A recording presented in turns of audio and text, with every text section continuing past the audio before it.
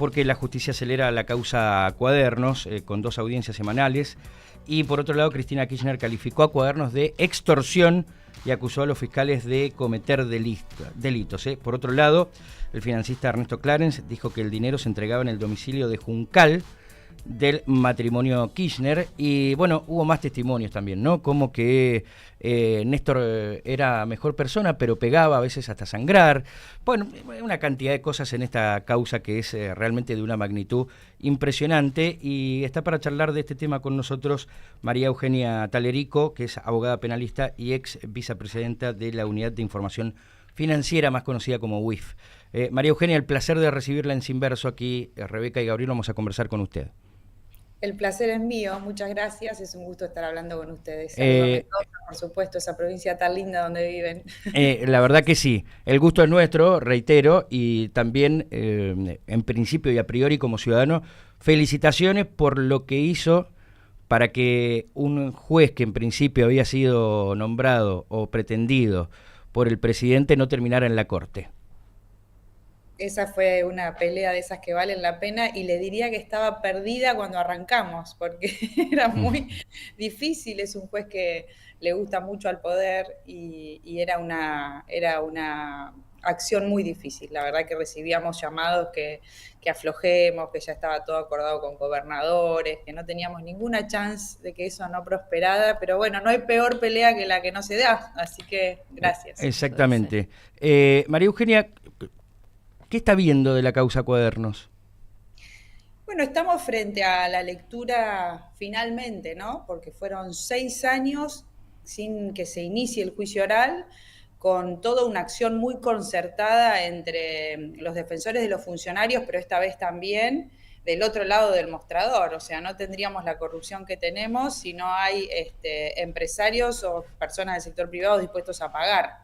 Así que ha sido una causa muy trabajosa que el doctor Bonadío y el doctor Stornelli también, frente a un embate muy grande con ataques para tratar de en ese momento voltear la instrucción, tuvieron 1 año de instrucción y elevaron la causa a juicio. O sea, cuando yo estuve en la UIF, fui parte del requerimiento de elevación a juicio, o sea, porque en 1 año ya teníamos el 18, 19 requerimiento de elevación a juicio, el 18 creo que fue el requerimiento, o el 19, ahí no me acuerdo, pero sí, fue 1 año de instrucción y 6 años para arrancar el juicio oral, donde hasta el año pasado salí a pedir el juicio político de 3 jueces que tenían cierto prestigio, desde mi punto de vista una valoración muy positiva por sus actuaciones en general, pero que trataron de sacar a Calcaterra de la causa de los Cuadernos con la excusa de los aportes de campaña, y bueno, excusas, es parte también del proceso, el financiamiento de las campañas, pero acá eran coimas para mantener obra pública, donde casi a partir del testeo con Calcaterra, uno que sabe cómo funciona la justicia, se iban a ir todos los empresarios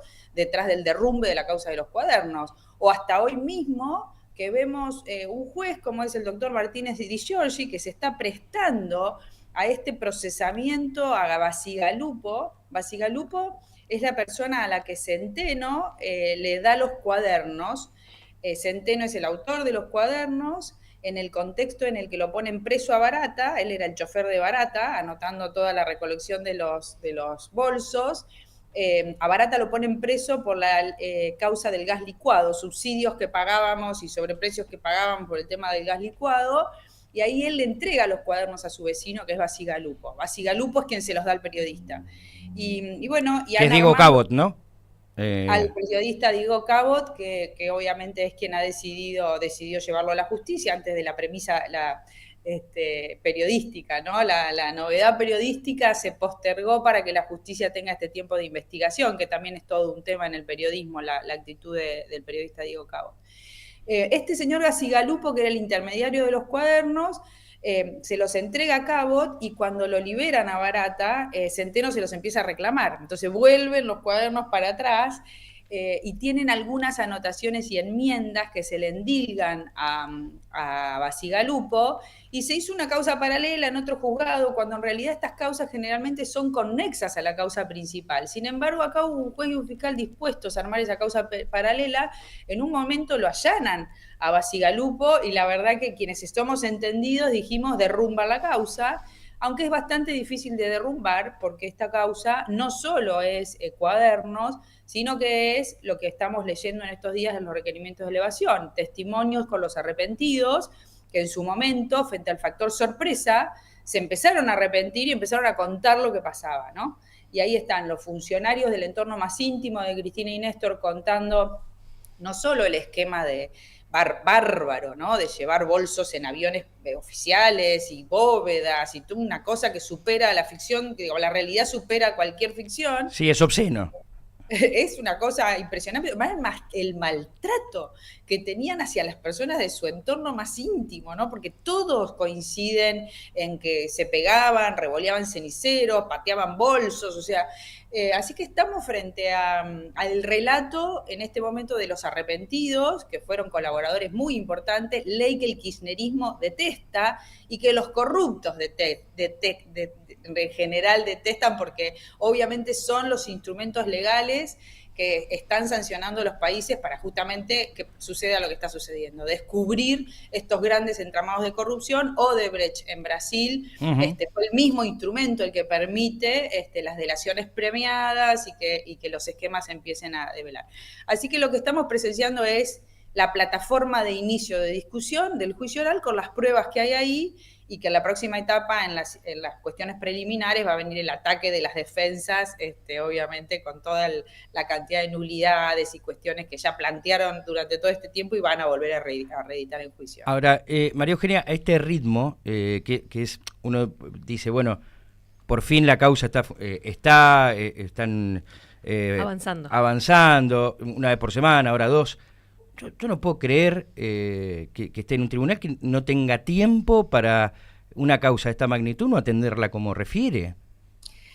Mire, el tribunal es cierto que vino protestando, porque ahora todo el mundo nos rasgamos las vestiduras. Yo quiero verlos a todos en la sala de audiencia del famoso juicio Nunca Más, que está en tribunales, o donde tramitamos el juicio de AMIA, o sea, hay infraestructura y salas, no estamos más en pandemia. Y parte del proceso de remediación de lo que nos pasó es verlos sentados a todos en el sillón de los acusados, por lo cual es parte del proceso que uno tiene que soportar frente a semejante delito, que después veremos quiénes resultan condenados. Entonces sí, pero el tribunal ha venido durante todo este tiempo pidiendo infraestructura, recursos. Deberían haberle suspendido los sorteos de casos que llegan a ese tribunal sabiendo que tiene mega causa a cargo. Sin embargo, lo acaban de hacer. Entonces hay ahí una tensión entre lo que el tribunal venía pidiendo, lo que no le dieron, y que ahora todo el mundo dice, ¿cómo vamos a tener 2 audiencias por semana o una audiencia por semana como era al principio, ¿no? Y hasta las 2 de la tarde. Entonces yo creo que sí, que ojalá por una demanda social se den cuenta que me parece que tiene que cambiar la dinámica, que tiene que ser presencial con el esfuerzo que demanda obviamente la presencialidad a todos, pero a mí me gustaría verlo así, porque si no es como que no terminamos tampoco de dimensionar la gravedad enorme que tiene este caso de corrupción. Del 2013 al 2015 hay anotaciones de un esquema de concertación de la obra pública donde se la repartían, donde tenía un 20% de sobreprecio entre lo que daban de coima, lo que gastaban para el blanqueo, porque obviamente hay toda una estructura de sacar el dinero, de legalizarlo, de blanquearlo. Entonces me parece que es tan inmenso el daño. Mira, el CONICET estima 36.000 millones de dólares. Estamos pidiendo, fíjate, un swap de 20.000 millones de moneda para arrancar un poco con la estabilidad o bueno, lo que sea. No vamos a analizar lo del swap, pero 20.000 millones para esto. Nuestra infraestructura vial, donde nos estamos matando todos los días, donde la producción y el desarrollo se para porque hay que esquivar y hacer muchos kilómetros porque la infraestructura vial no va, necesitaría una inversión de 40.000 millones. Así que fíjate lo que se han robado en una causa tan escandalosa que si no tomamos conciencia. En Uruguay han echado a un vicepresidente, al vicepresidente de Mujica, porque con una tarjeta de crédito oficial hizo una compra en una estación de servicio. Y nosotros tenemos a un caso de corrupción de semejante envergadura, sin la infraestructura, con todos esos daños y con los empresarios más importantes de este país y los funcionarios del kirchnerismo de 2003, con esta estructura de robo. Y estamos como diciendo, bueno, vamos bien, un juicio más. Realmente son tan espantosas las cosas que nos pasan en estos temas, pero este es un juicio, mega juicio por corrupción, que muestra una matriz de funcionamiento de la Argentina, que también la vamos a ver en Andis, que si se investigara bien la vamos a ver en fentanilo, que si se investigara bien, porque no, los años del kirchnerismo fueron una cleptocracia organizada toda para robar, porque esta causa, fíjate que tiene no solamente la cuestión de obra pública, sino también los subsidios en corredores viales, los subsidios, como dije, al gas licuado, los subsidios al transporte, los subsidios a los trenes, en todo había esquema de robo. Entonces, es tremendo que si no, no termina la sociedad de tomar conciencia, que de a poquito, mientras van leyendo los requerimientos de elevación a juicio, decimos, pero mirá qué espantoso todo lo que pasaba, pero necesitamos mostrar más. Claro, para que no creamos que se trata de un caso de lofer, ¿no? No, y que nos duela y que nos indigne. No, lo del lofer es un invento que ya la señora, diciendo el pobre Gutiérrez que le iban a meter presa a la madre, a la hija. Es probablemente que la madre y la hija de Gutiérrez tengan bienes a su nombre. No, la verdad que no lo recuerdo porque he sido parte también de las denuncias por enriquecimiento ilícito hacia Gutiérrez, hoy fallecido, en el marco de un asesinato muy raro. Que además investigó la propia hija de Alicia Kirchner, hay que decirlo, porque esto también es insólito. Sí, muy irregular.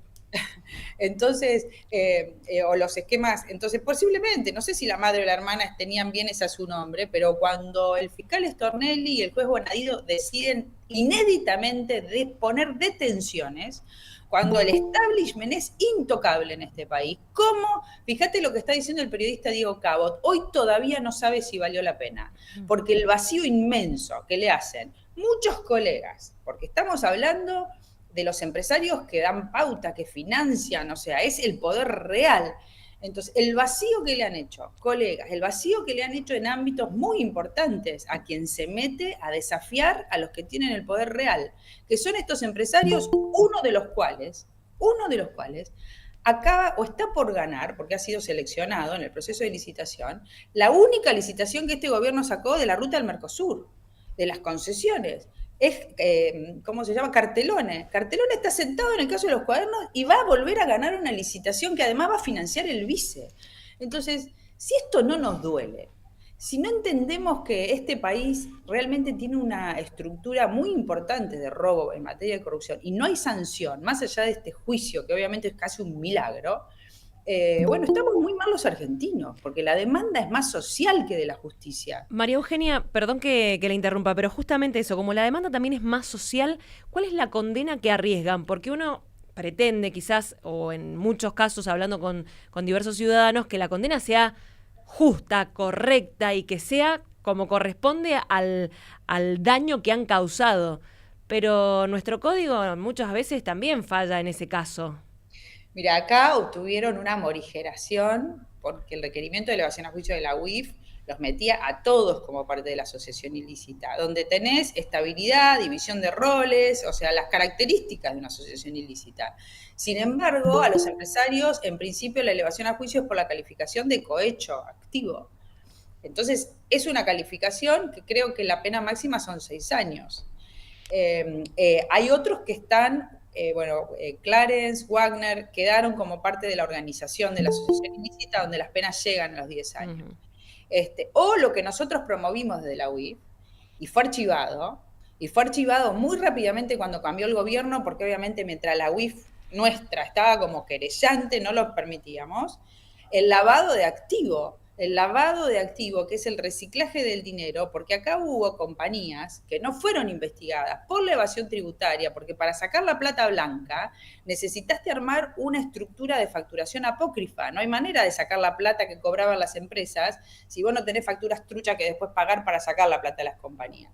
Todo el esquema de evasión tributaria o del lavado de activo también de las empresas y de los empresarios no fue investigado, fue archivado. ¿Por qué digo esto? Porque las penas por asociación ilícita o esos delitos conexos, como el del lavado, son más altas. Pero bueno, ellos llegan por cohecho activo y es difícil cambiar esa plataforma de calificación jurídica porque puede haber problemas después de nulidades. Hay parte de la organización que llega como jefes y organizadores de la asociación ilícita, como Cristina, Otros no, quedaron por cohecho activo. Y ese cambio de calificación sucede en alguno de los momentos de este juicio, que bueno, como te digo, fue muy atacado y es un milagro que tengamos juicio oral.